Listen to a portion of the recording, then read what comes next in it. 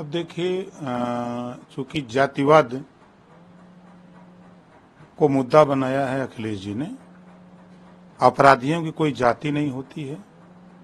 अगर वो जाति की बात करते हैं, अपनी जाति की बात करते हैं, तो 67 मुसलमान अपराधी मारे गए, 20 ब्राह्मण, 18 ठाकुर, 17 जाट गुजर मारे गए, 24 अति पिछड़ा मारा गया और 26 अन्य इनकाउंटर में मारे गए, जो सब अपराधी प्रवृत्ति के थे।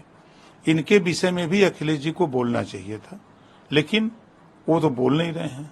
अब जैसा आप बता रहे हैं कि अब दूसरा एक ठाकुर मारा गया है, अब इस पे देखिए उनकी बयान क्या आते हैं कि ये तो गलत हो गया कि सही हुआ है। अब तो वही बता सकते हैं, चूंकि उसके वो मास्टर हैं।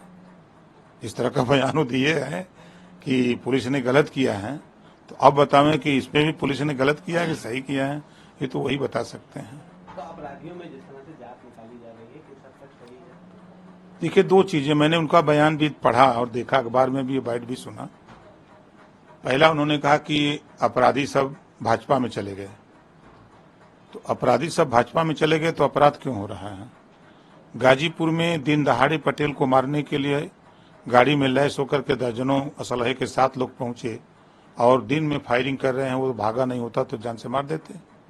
वो किस जाति का था? अभी जहां भी घटना हो रही है उसमें जरूर शामिल हो जा रहे हैं यादव जी। अगर ये बात कहिए तो अखिलेश जी को बुरा लगेगा।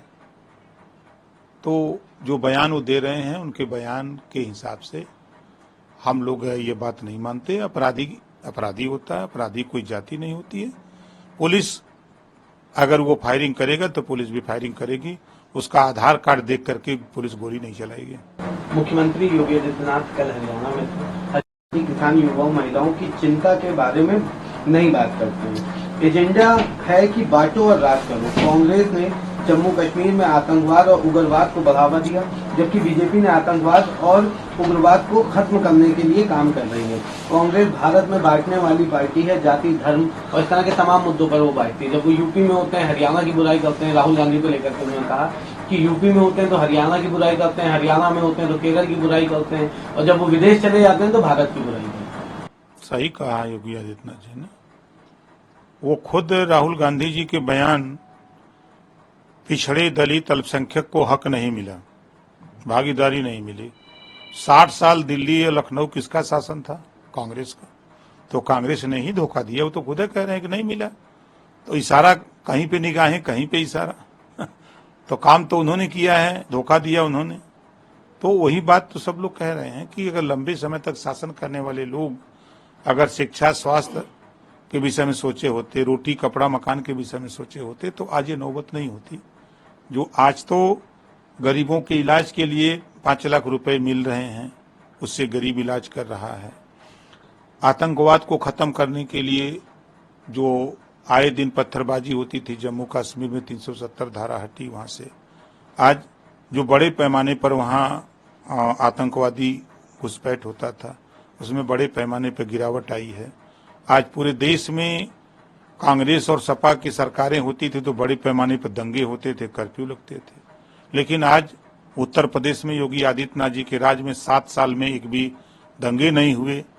मोदी जी के राज में बड़े पैमाने पर अंकुश लगाया गया है। तो ये चीजें कांग्रेस और सपा को पसंद नहीं है। वो लोग चाहते हैं कि दंगे होते तो मुसलमान हमारे साथ रहते हैं, क्योंकि वो हमेशा दंगे करा के मुसलमान का वोट लेते हैं, बोरा का बोरा वोट लेते हैं। जब सरकार बना लेते हैं तब मुसलमान भाई लोग को खाली झोरा थमा देते हैं कि लेके खाली झोरा घूमो, अब बोरा का वोट हमको दो। यही काम तो करते हैं। एक और बड़ा अहम सवाल है, देश भर में तमाम जगहों पर रेल हादसे, ट्रेन से उड़ गया, काफी बड़ा धमाका हुआ, हालांकि उसमें किसी प्रकार की कोई जनहानि नहीं हुई। अभी कल फिर कानपुर में इसी तरह की घटना आई। रेलवे ट्रैक के ऊपर 5 किलो का सिलेंडर और कई अन्य संवेदनशील सामान पाया गया। हालांकि ट्रेन को रोका गया, तमाम फोर्सेज मौके पर पहुंची, उन्होंने जांच करी, सामान को हिरासत में लिया और जांच की जा रही है। क्या लगता है कि क्या इस तरह की चीजें, ये ट्रेन हादसों की क्यों बार बार सामने आ रही है और क्यों इस तरह की चीजें हो रही है? क्या इसके पीछे कोई षड्यंत्र है या इसके पीछे कोई बड़ी साजिश काम कर रही है? देखिए, कोई न कोई बात है। हम ऐसे साथियों से भी कहूंगा कि इस तरह का कृत्य न करें, और हो सकता है उस कृत्य में आपके परिवार का भी कोई हताहत हो सकता है। तो ऐसा कृत्य लोग न करें। जो देश में प्रदेश में अमन चैन है, अमन चैन कायम करें। और नहीं तो अगर ऊपर जाने का मन है या जमीन के अंदर जाने का मन है तो ये भी बता देंगे, उसकी भी व्यवस्था सरकार कर देगी।